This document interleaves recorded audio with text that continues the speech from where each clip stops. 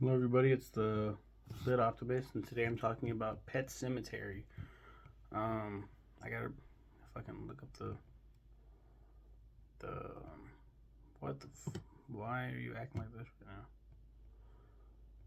now? Oh my god, are you serious? I fucking looked up death race and it messed everything up. Yes, go. The fuck?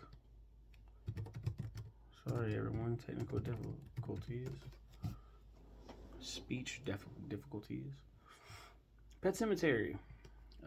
Dr. Lewis Creed, his wife Rachel, their children Ellie and Gage, and their cat Winston Churchill, or Church for short, moved from Chicago to the Maine.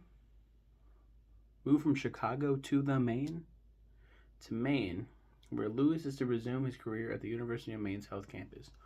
A bunch of bad omens present themselves pretty quickly. Ellie hurts her knee. Gage gets a bee sting, but all of this is remedied by their neighbor from across the street, Judd Crandall.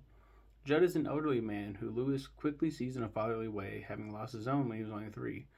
They often take walks together, and on one fateful walk, they come across the titular pet cemetery, made by children for their deceased pets. There's a power beyond this place, Judd says, but Lewis has no idea how much meaning these words carry. Not yet, anyway. Dot dot dot. Classic story. It's just as amazing as I thought it'd be. I saw the film a long time ago and loved it so much the novel was even better. Thanks go to Natalie Titus for requesting this novel. Spoiler time. Spoiler time.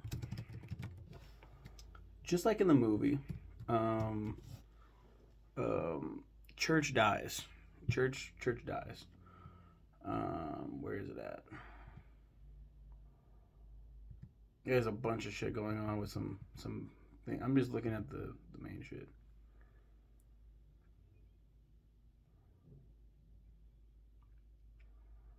hmm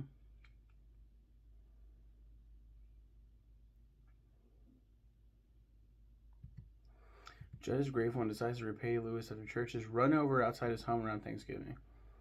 Rachel and the kids are visiting Rachel's parents in Chicago, but Lewis frets over breaking the bad news to Ellie. Sympathizing with Lewis, Judd takes him to the cemetery, supposedly to bury Church, but instead of stopping there, Judd leads Lewis farther on to the real cemetery, an ancient burial ground that was once used by the Mi'kmaq tribe. There, Lewis buries the cat on Judd's instruction. The next afternoon, Church returns home. The usually vibrant and lively cat now acts ornery and, in Lewis's words, a little dead. Church hunts for mice and birds, ripping them apart without eating them. He also smells so bad that Ellie no longer wants him in her room at night.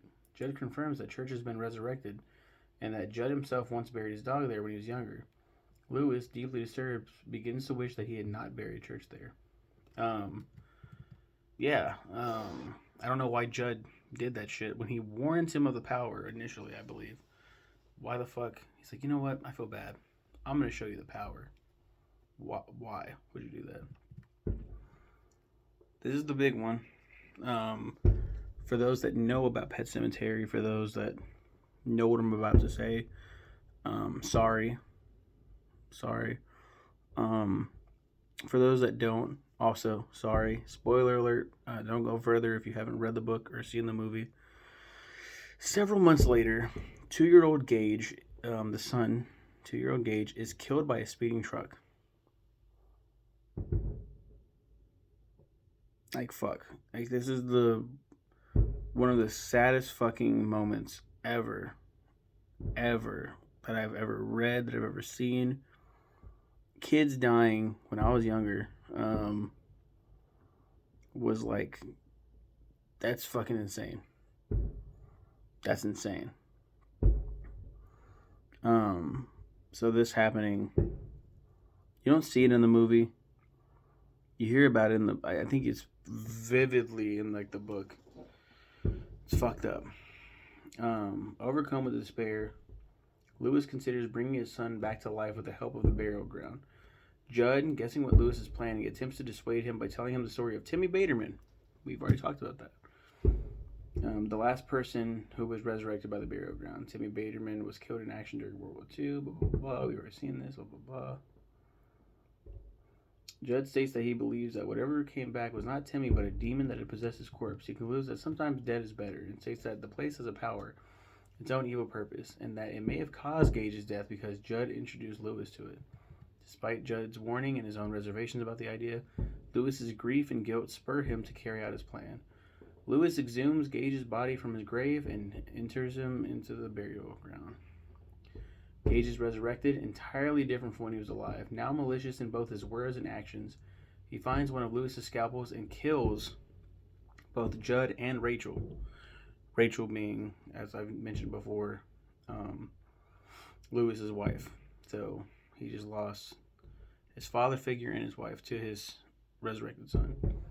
Lewis kills both Church and Gage with lethal injections of morphine from his medical supply stock. Lewis, driven completely insane by grief, burns the Crandall house down before returning to the burial ground with his wife's corpse, thinking that if he buries the body faster than he did Gage's, there will be a different result. One of his colleagues, Steve Masterson, notices him walking in the woods with Rachel's body. Steve, while fearful and concerned, is influenced by the power of the burial ground too, and even considers helping Lewis bury Rachel. But he flees in terror and eventually moves away to St. Louis. Later, Lewis sits indoors alone playing solitaire, and Rachel's reanimated corpse walks up behind him and drops a cold hand on his shoulder while its voice rasps, "Darling." I fucking shit's dry as shit. In the movie, he gets up and, she's like bleeding from her muscly flesh that's exposed, and he hugs her, and then she grabs a knife and lifts it up. And then you hear a scream as it blacks out and goes to credits, implying that he was fucking killed. Fucking horrible.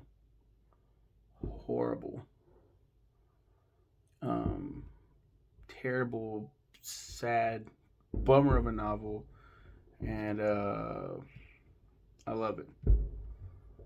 I love it so much. Yeah, once again, thank you, Natalie Titus, for requesting everything by Stephen King. I've mentioned it before. I'm getting back into reading him. Taking a break after reading his nonfiction book. It's not really his. He just wrote the foreword. It's the only words that are in the book. It's a 100-page book, mostly filled with pictures. So again, I'm taking a break from him and reading H.P. Lovecraft right now, and it's like Edgar Allan Poe all over again. We'll get into that. We'll talk about that eventually. But yeah, you guys have a good one and take care.